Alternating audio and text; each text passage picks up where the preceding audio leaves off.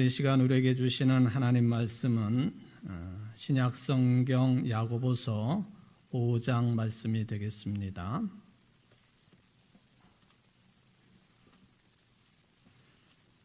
야고보서 5장 7절부터 11절까지 말씀을 봉독해 드립니다.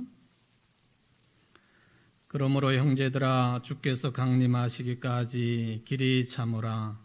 보라, 농부가 땅에서 나는 귀한 열매를 바라고 길이 참아 이른 비와 늦은 비를 기다리나니, 너희도 길이 참고 마음을 굳건하게 하라. 주의 강림이 가까우니라. 형제들아, 서로 원망하지 말라. 그리하여야 심판을 면하리라. 보라, 심판주가 문 밖에 서 계시니라. 형제들아, 주의 이름으로 말한 선지자들을 고난과 오래 참음의 본으로 삼으라. 보라, 인내하는 자를 우리가 복되다 하나니, 너희가 욥의 인내를 들었고 주께서 주신 결말을 보았거니와, 주는 가장 자비하시고 긍휼히 여기시는 이시니라. 아멘. 이는 하나님의 말씀입니다. 하나님께 감사합니다. 오늘은 대림절 두 번째 주일 예배이기도 하고, 또 광고가 나간 것처럼 전체 신도회 총회가 예배 후에 진행이 되겠는데, 오늘 이 예배가 전체 신도회 총회의 개회 예배도 겸하게 되겠습니다. 그렇게 하시고 예배에 집중해 주시기를 부탁을 드립니다. 우리 교회 자랑스러운 여신도 회원들의 지나온 오랜 역사와 헌신을 되새기면서 이루어지는 총회되기를 주의 이름으로 축원을 드립니다. 지금이 여느 때와는 다른 비상 시국이라고도 볼 수가 있겠는데, 총회 오랜 시간 들여서 할 수 있는 그런 여건은 아닌 것 같습니다. 전체 신도 회장님께서 잘 파악해서 하시겠지만, 여러 회원님들께서 모든 보고는 서류로 받으시고, 그리고 중요한 부분만 결의하시고 다루어 주시면 어떨까 하는 목사로서의 우려는 아닙니다만 당부의 말씀을 드립니다. 이렇게 협력해 주시기를 부탁을 드리겠습니다. 예수님의 탄생을 기다리고 있는 기간이기 때문에 그 예수님 탄생과 관련한 성경 한 군데를 좀 먼저 생각을 해보겠습니다. 누가복음 1장 39절 이하에 보면은 아주 특별한 내용이 기록되어 있습니다. 예수님이 아직 태어나기 전 그의 어머니 마리아가 처녀로서 천사 가브리엘로부터 아들을 낳을 것이다 하는 소위 말하는 수태고지를 받습니다. 그러니까 아이를 임신할 것이다 하는 그런 소식을 천사로부터, 즉 하나님께로부터 직접 듣게 된 것이죠. 얼마나 놀랄 일입니까? 유대 사회에서는 있을 수 없는 그런 일이겠습니다만은. 근데 누가복음 1장에 보면은 그런 뒤에 마리아가 유대 산골에 있는 한 동네를 찾아갑니다. 거기에는 누가 살고 있었느냐 하면은 마리아와 사촌지간으로 알려져 있는 이 세례 요한의 어머니 엘리사벳 가족이 살고 있는 곳이었습니다. 즉 사촌 언니뻘 되는 엘리사벳을 마리아가 일부러 찾아간 것 같습니다.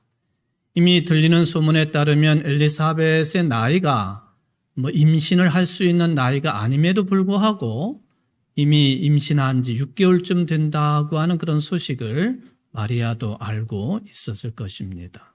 거기에다가 본인 자신도 처녀의 몸이지만은 하나님의 음성을 듣고 수태고지를 받았으니 엘리사벳을 찾는 것이 자연스러운 모습이라고도 볼 수가 있겠습니다. 마리아가 언니 엘리사벳에게 인사말을 했습니다. 그때 엘리사벳이 성령으로 충만해가지고 큰 소리로 말을 합니다.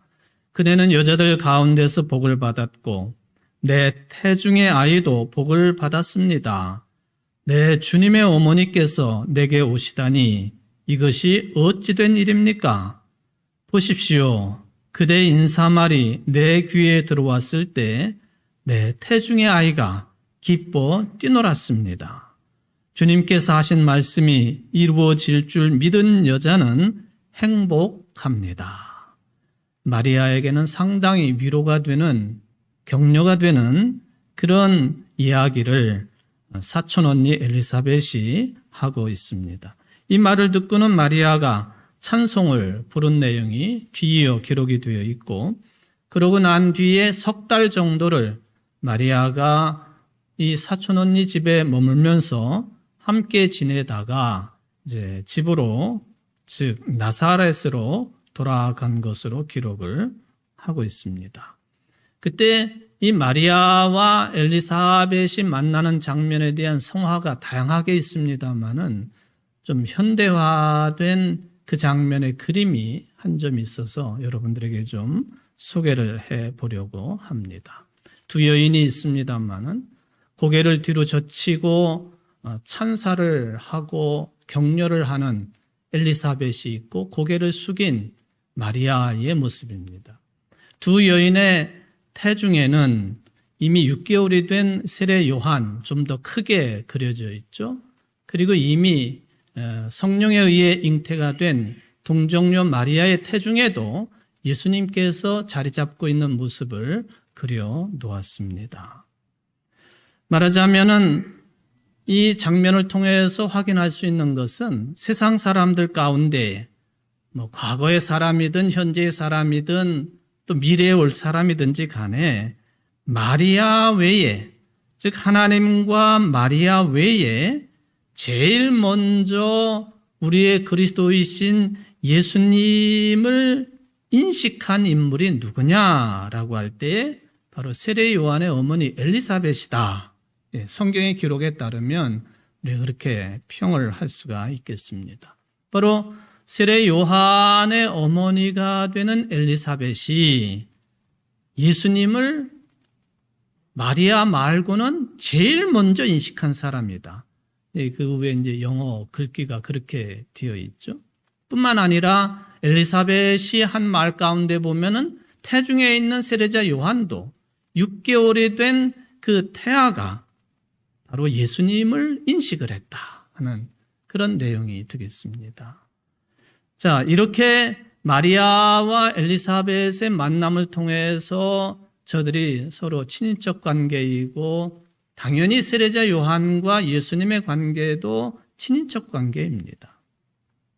그 옛날에 얼마든지 있을 법한 그런 흐름이라고 보여집니다. 자, 그렇다면은 마리아가 예수님의 어머니이기는 하지만은 동정녀로서 예수를 낳았다라고 하는 참으로 신비스럽고 하나님께서만이 일으키실 수 있는 그런 역사이기 때문에 우리는 특별한 경우로 맞아들입니다만은 그렇다면은 예수님 다음에는 마리아가 자식들이 어떻게 됐을까 하는 그런 궁금증도 생기는 게 사실입니다. 마리아를 한 어머니로 둔 사람들의 기록이 있겠는가? 마리아와 관련이 있는 자식이라고 한다면 당연히 예수님과 형제지간이거나 남매지간이 될 수 있는 그런 사람들에 대한 기록이 되겠습니다. 오늘 본문이 들어있는 야고보서의 이 편지를 기록한 사람이 바로 그 사람이다 하는 것이죠. 그 사람, 말하자면 예수님과 형제지간인 야고보라고 하는 사람이 편지를 써서 보낸 것이다 하는 그 뜻이 되겠습니다. 복음서를 읽거나 또는 신약 성경을 읽다가 보면은 구약 성경에도 마찬가지입니다만은 이 야곱 또는 야고보라고 하는 이름을 가지고 있는 사람들이 몇 간 등장을 합니다.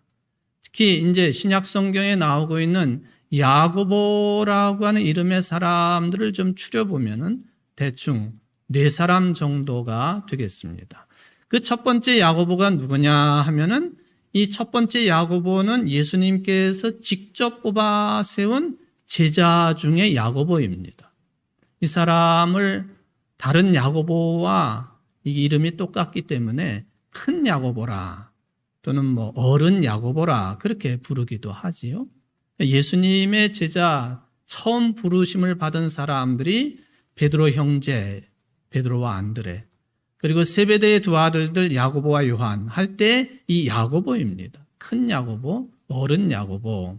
이 사람을 우리가 사도로 인정을 하고 있기 때문에 이 야고보는 매우 중요한 역할을 감당한 사람이 되겠습니다. 나중에 헤롯 아그리파 1세에 의해서 살해됨으로 인하여서 12명의 사도들 가운데 가장 먼저 순교자가 된 사람이 이 큰 야고보, 처음 예수님의 제자가 된 야고보입니다.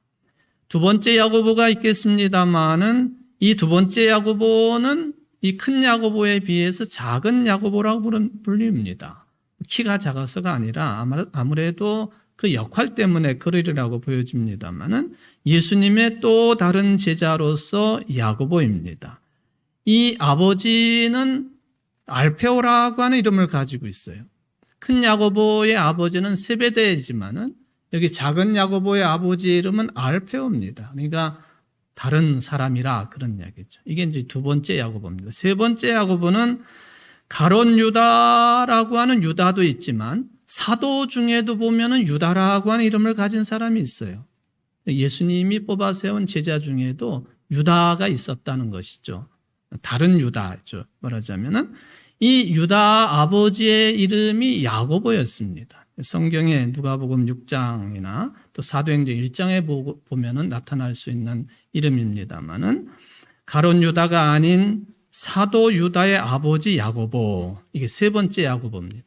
네 번째 야고보가 바로 오늘 본문에 들어있는 야고보서의 야고보입니다. 예수님의 육신의 동생이자 또 유다와 형제지간인, 그러니까 예수님의 또 다른 동생이 유다라고 하는 이름을 가지고 있는 동생도 있었다 하는 그런 이야기가 되겠습니다. 사실 예수님의 형제들은 또 남매지간도 포함이 되겠습니다만, 왜냐하면 누이들도 있었다고 기록을 하고 있기 때문에 처음부터 예수님을 그리스도로 추정한 사람들은 아니었습니다.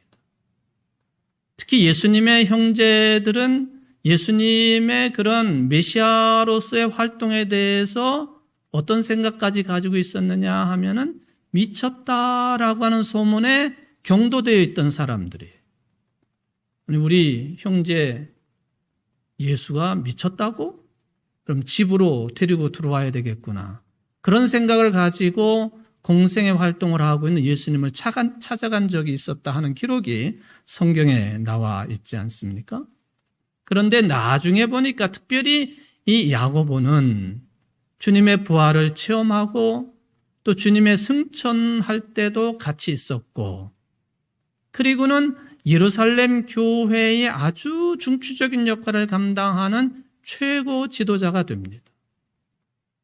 그러니까 오늘과 같은 우리가 읽는 이 야고보 사도를, 이 서신서를 우리가 읽을 수가 있는 것이죠.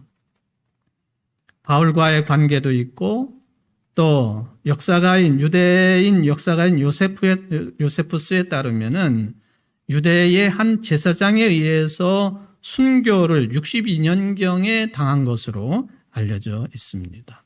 전통적으로 볼 때 이 야고보를 공의로운 야고보 또는 공정한 야고보, 의로운 야고보, 그런 별칭으로 불려지기도 합니다.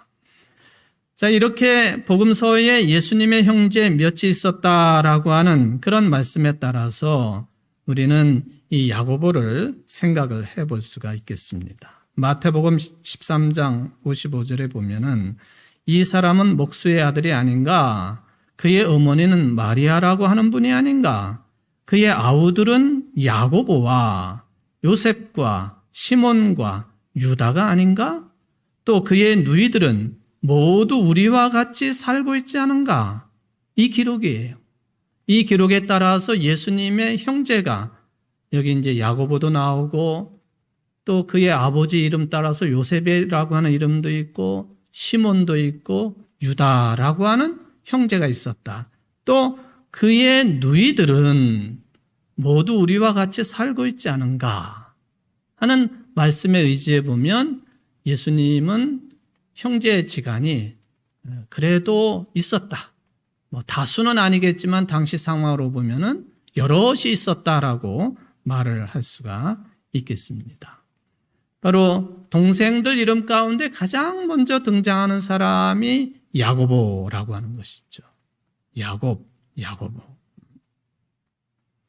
오늘 본문이 들어있는 야고보서를 읽어보면 가장 대표적인 내용이 무엇입니까? 행함이 없는 믿음은 그 자체가 죽은 것이다 라는 말씀이죠.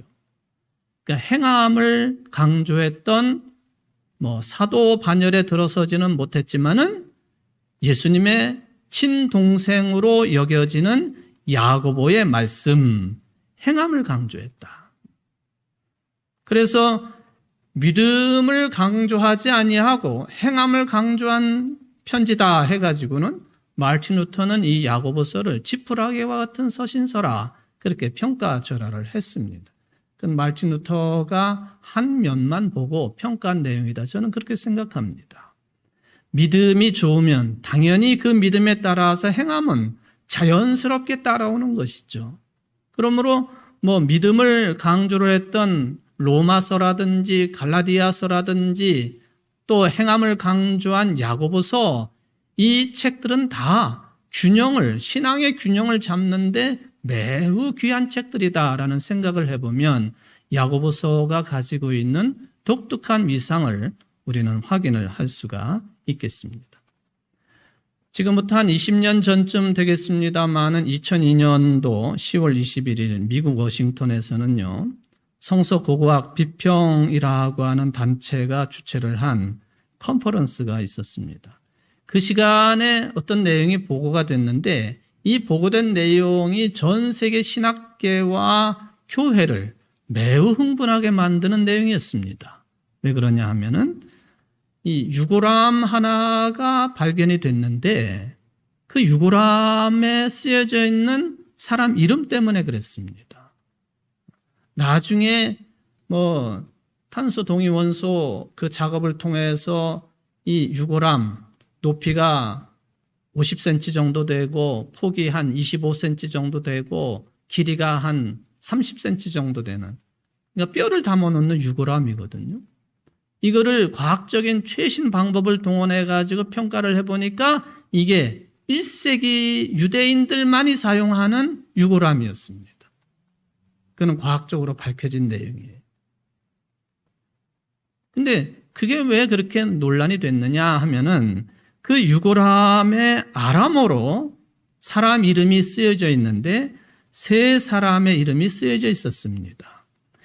야곱, 그리고 콤마하고 요셉의 아들, 콤마하고 예수의 형제.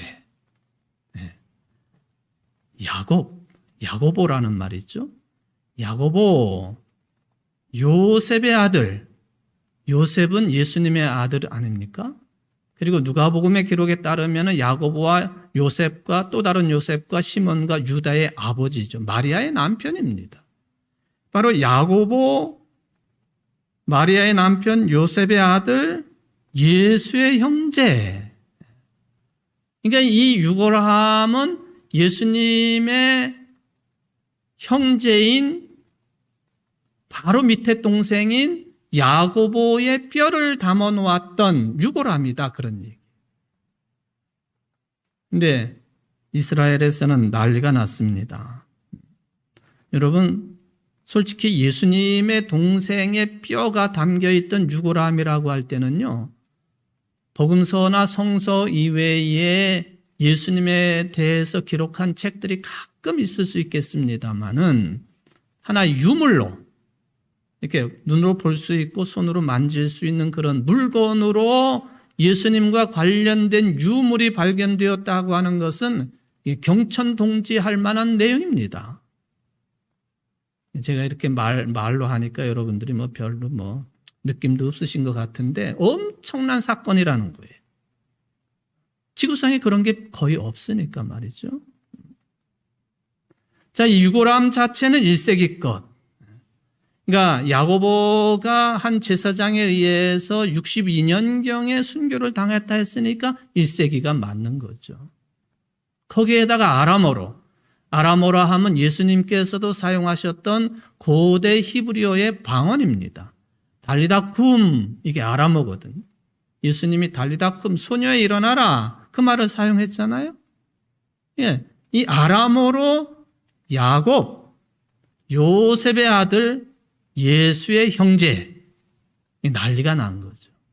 이스라엘 골동품 관리법에 따르면은 이 골동품 관리법이요, 1978년도에 제정이 되었는데, 그 이전에 뭐 도구를 했던지 작물을 가졌던지 뭐 이 78년도 이전에 고고학적인 가치가 있는 유물을 가지고 있으면 소유자 것이 됩니다.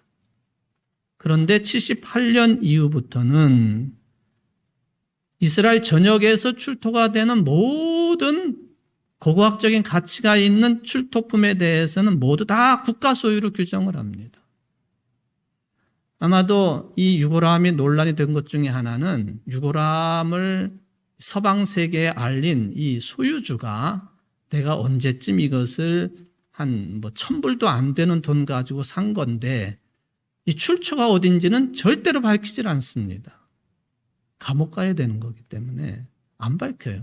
그래서 이게 진위 여부가 논란이 되기도 했긴 했었습니다만은, 그러니까 이게 78년도를 기준으로 하면은 이 야고보의 유골함도 이스라엘 국가 소유가 돼야 되는 거예요.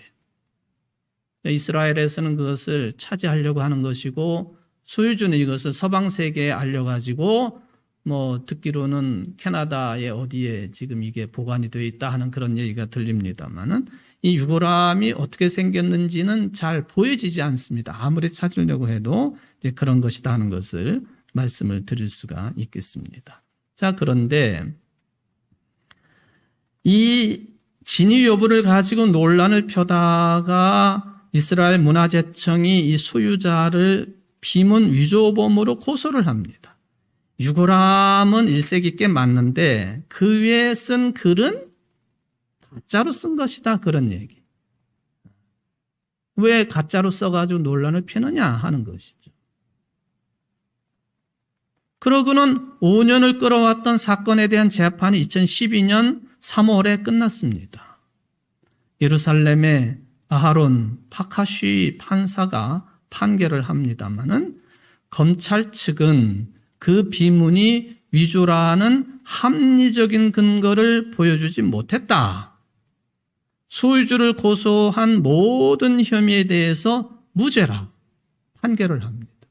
그 유골함하고 그 위에 쓰여진 그 사람 이름, 이 비문이 다 그게 진짜다 하는 그런 판결을 예루살렘 법정에서 2012년도에 그 유물이 확인되고 10년 뒤에 판결이 나서 무죄 판명이 됐다 하는 그런 이야기가 되겠습니다.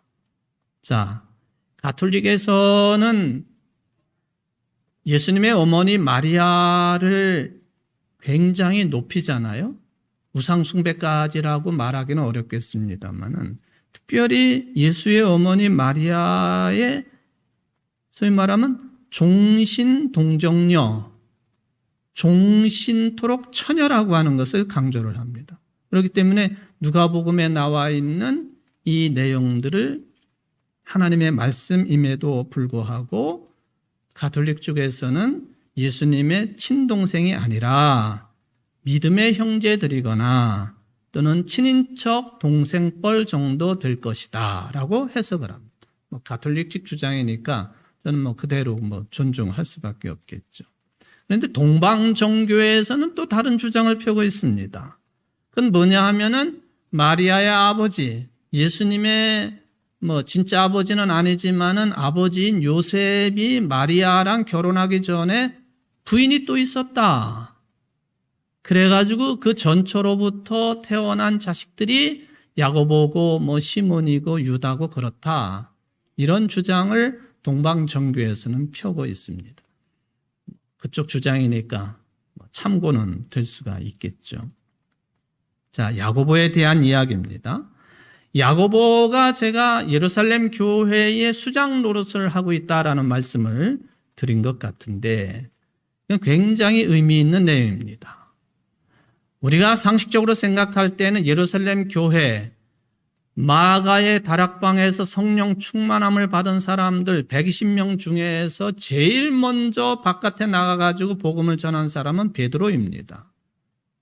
그래서 가톨릭에서는 베드로를 초대 교황이라 그렇게 인정하고 있지 않습니까? 바로 베드로가 예루살렘 교회의 실질적인 주권자라고 볼 수가 있겠는데 아니에요. 예루살렘 교회의 실질적인 그런 주권자, 힘을 가지고 있는 사람이 바로 예수님의 동생인 야고보였습니다. 그렇게 된 근거에는 베드로가 사도행전 10장에 보면은 로마의 군대 장교인 고넬료 집안하고 만나지 않습니까? 사도행전 10장은 복음이 유대인들에게 한정되지 아니하고 이방 세계로 넘어가는 아주 중요한 계기를 말씀하고 있는 거예요. 베드로가 그래요. 고넬료 집안의 식구들이 다 세례를 받고 성령 받는 것을 보고 아니 이방 사람들도 성령을 받는구나. 그리고는 베드로의 복음 선교의 방향성이 유대인과 이방인들 말하자면 균형을 잡아가는 내용이 성경에 기록되어 있습니다. 뿐만 아니라 사도행전 15장에 가보면은 예루살렘 회의라고 하는 성경의 기록에 최초의 세계 교회가 모여서 한 회의입니다. 회의의 대주제는 뭐였느냐 하면은 이방 사람들이 구원받는 문제였습니다. 바울이 이미 바나바와 함께 안디옥 교회를 중심으로 해서 이방 사람들 중심의 복음 선교를 하고 많은 결실을 맺었습니다. 이게 예루살렘 모 교회의 보고가 되었습니다. 저거 문제다. 복음이 유대인들에게 전해져야지 어떻게 해서 이방 사람들에게 복음을 전하는가? 그리고 이방 사람들이 율법도 지키지 않고 할례도 받지 않는데 어떻게 해서 구원을 받을 수 있다고 하는가? 바나바와 바울을 말하자면 이 세계교회 협의회에 조치를 한 거예요. 불러드립니다. 예루살렘 교회 회의가 이루어졌어요. 그때에 논란이 참 많았습니다. 바울이 자기 주장을 하고 바나바는 바울을 옹호를 하고 그 상황이 그려지지 않습니까? 뭐냐 하면 예루살렘 교회는 유대인들 중심으로 된 기독교회예요. 바울은 이방인들을 중심으로 된 기독교회 대표입니다. 논란이 막 펼쳐질 때에 자칫 잘못하면 교회가 깨질 수 있는 그런 상황 속에서 중재안을 내놓은 사람이 누구냐 하면은 야고보입니다. 이방 그리스도인들을 더 이상 괴롭히지 말라. 저들에게 율법이나 할례를 강요하지 말라. 단 더러운 것을 멀리하고 피를 멀리하라고 하는 것 그것만 요청한다. 이 중재안을 내놓은 사람이 야고보예요. 사도 야고보는 아니지만은 예수님의 동생 야고보입니다.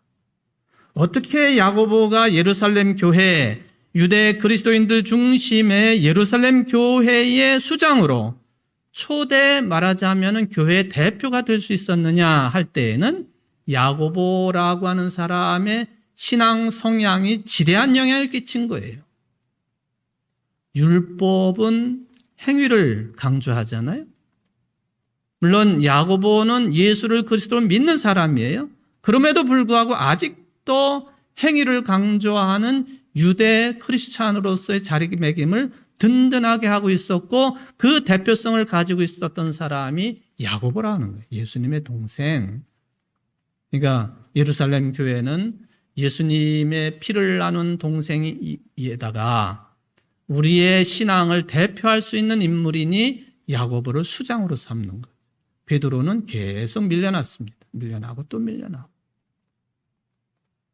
바로 이 야고보가 그런 신앙관을 가지고 있던 야고보가 예수를 자기의 형인 예수를 그리스도로 믿을 뿐만 아니라 율법도 관심이 있고 할례에도 관심이 있는 즉 행위로 말미암아 구원을 온전케 할 수 있다라고 하는 신앙관을 가지고 있는 야고보가 오늘 말씀하시는 거예요. 본문에 보면은 아주 중요한 세 동사가 등장합니다. 7절과 8절에 보면은 명령형으로 참으라 그럽니다. 9절에 보면은 원망하지 말아라 합니다. 10절에 보면은 본으로 삼으라. 다 명령형 동사입니다.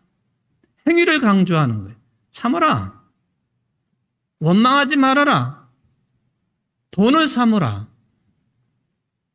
야고보니 할 수 있는 말씀이에요.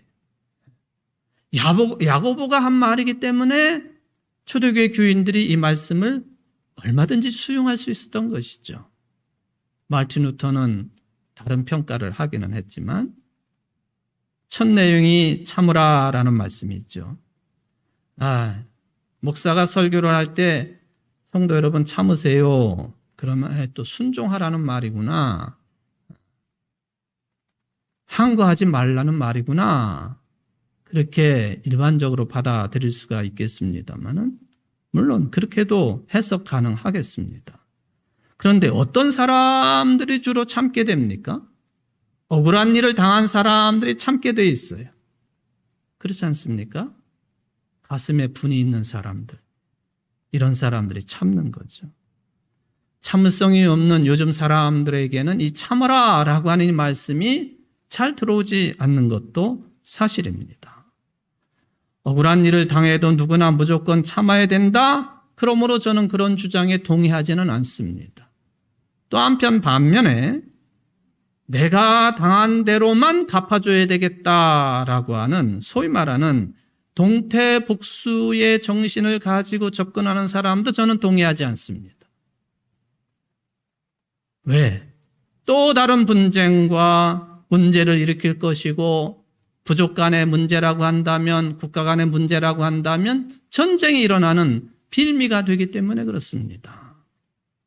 동태복수법, 지금부터 4,000년 전쯤에 하무라비 법전이 총 282조로 되어 있는데 그 196조에 보면은 눈에는 눈으로, 197조에 보면은 뼈에는 뼈로, 200조에 보면 이에는 이로, 민사상 어떤 사안이라고 할 수 있는 것에까지도 어김없이 똑같이 보복하라고 법의 조문이 구성되어 있습니다. 인류의 역사가 흐르면서 이 하무라비 법전도 나름대로 폭력을 행하지 말라라고 하는 대전제의 법전이기 때문에 의미가 있지만 이 하무라비 법전의 정신을 가장 극적으로 단절하신 분이 누구냐면 예수님이세요. 마태복음 5장 38절 이하에 보면 눈은 눈으로 이는 이로 하고 이르신 말씀을 너희가 들었다. 그러나 나는 너희에게 말한다. 악인에게 맞서지 마라. 오히려 누가 내 오른뺨을 치거든 다른 뺨마저 돌려대어라. 또 너를 재판에 걸어 내 속옷까지 가지려는 자에게는 겉옷까지 내주어라.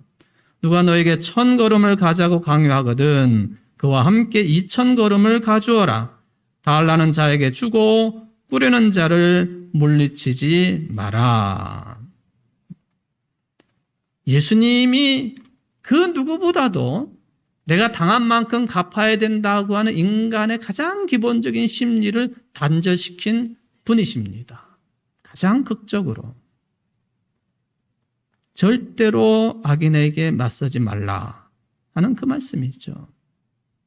그런데 예수님의 말씀은 그렇습니다만 야고보 사도가 왜 참으라고 하는 말을 했을까? 이 말씀을 이해하려면 우리 본문에 포함되어 있지 않지만 5장 1절부터 6절까지 이야기를 보아야 됩니다. 거기에 보면은 악한 부자들에 대한 경고의 말씀이 나와요. 경고의 말씀. 이 사람들이 어떤 잘못을 저질렀는가? 첫째, 품꾼들에게 품삯을 주지 않았어요. 지금으로 말하면 노동 착취입니다. 또 하나는 재물을 가지고 좋은 데 사용하지 아니하고 사치와 방종에만 사용했다는 거예요. 세 번째는 악한 부자들이 심지어는 의인들을 죽였다고 하는 것입니다. 세례 요한과 같은 의인들을 죽였다 하는 이것이죠. 바로 야고보는 이런 악한 부자들이 지배하고 있는 세상에 살고 있는 당시의 그리스도인들을 향해서 참으라 한 거예요. 참으라. 좀 이거 너무한 거 아닙니까? 비겁한 거 아닙니까? 그런 주장이 가능할 수도 있겠습니다. 그런데 야고보 사도는 지금 우리들이 일반적으로 생각하고 있는 세상의 시간을 염두에 두고 이 말씀을 하신 것이 아니라 하나님의 시간을 염두에 두고 참으라 하신 거예요. 주께서 강림하시기까지 참으라. 농부들처럼 때를 기다리고 참으라. 야고보가 하신 말씀입니다. 하나님의 시간, 주의 재림에 관한 생각이 들어있는 당부의 말씀이죠. 그러므로 어떤 사람이 정말로 참을 수 있느냐? 믿음을 가지고 주의 재림을 깊은 신앙을 가지고 맞이한 사람들만 참을 수 있다는 거예요. 말하자면 참아야 되는 상황에도 참지 못하는 사람들이 있다고 한다면 그 사람들은 주님의 오심, 그 기다림, 주님의 재림에 대한 신앙의 깊이가 없는 사람이다 하는 평을 내려도 괜찮다 하는 그런 말씀이 되겠습니다. 주님 오실 때까지. 주님 오실 때까지. 그리고 두 번째, 원망하지 말라 하는 것이죠. 심판주가 문 밖에 서 계시다고 하는 이 말씀을 하기에 앞서서 형제들아 서로 원망하지 말라 하는 거예요. 지금 주님께서 문 밖에서 우리를 기다리고 계시는데 그런 극적인 상황인데도 불구하고 원망한다? 믿음이 없다는 거예요. 주님을 기다리는 사람들이 원망한다? 주님을 제대로 기다리지 않는다는 거예요. 이게 바로 야고보가 주장하고 있는 내용입니다. 세 번째, 본으로 삼으라. 어려울 때에 본이 될 만한 사람이 내 곁에 있으면 굉장히 좋은 일이죠. 교회 공동체는 그래서 중요한 공동체입니다. 교우들끼리 서로 물고 뜯고 헐뜯고 미워하고 그런 사이가 아니라 서로가 좋은 본이 될 그런 공동체고 그렇기 때문에 좋은 교회입니다. 여러분 모두는 옆에 있는 교인들에게 서로 본이 되는 사람들이 되시기를 바랍니다. 그게 주님의 말씀의 뜻입니다. 그런데 야고보가 본으로 삼으라고 한 대상이 누구냐 하면 선지자들입니다. 고난과 오래 참음에서 본이 된 사람들, 그 본을 받으라 하는 거예요. 힘들고 어려우냐? 욥처럼 이해할 수 없는 고난 가운데 있느냐? 말할 수 없는 탄식 가운데 있느냐? 이런 선지자들의 고난과 고통의 본을 삼으라. 이게 이제 야고보가 요청하고 있는 그런 내용입니다. 하나님의 말씀에 온전히 붙들려 있을 때만 가능한 본보기이고 또 본을 삼을 만한 내용이 되겠습니다. 우리가 주님의 오심을 기다리고 있습니다. 우리가 얼만큼 갈망하고 온전히 기다리고 있는지 참고 원망하지 아니하고 본을 삼는 선지자들 바라볼 뿐만 아니라 나 자신도 본이 되는 그런 삶을 열심히 살아가는 것이 주님 오심을 기다리는 온전한 삶의 모습이다 하는 것을 받아들이시는 여러분들 되시기를 바랍니다. 이러는 청회 오늘 특별히 정기총회를 이루시는 여신도회 회원들 여러분들에게 더욱 충만하시기를 주의 이름으로 축원을 드립니다. 사랑의 하나님 아버지 감사를 드립니다. 대림 기간을 보내면서 오늘 야고보 사도가 말씀해 주신 것처럼 주님께서 오실 때까지 참고 원망하지 아니하고 서로 본이 되는 삶을 살기로 다짐했사오니 우리 힘대로는 되지 않겠사오니 성령께서 임재하시사 이런 삶이 가능하도록 우리의 생각을, 우리의 마음을, 우리의 행실을 지키시고 인도하여 주옵소서. 예수님의 이름으로 기도하옵나이다. 아멘.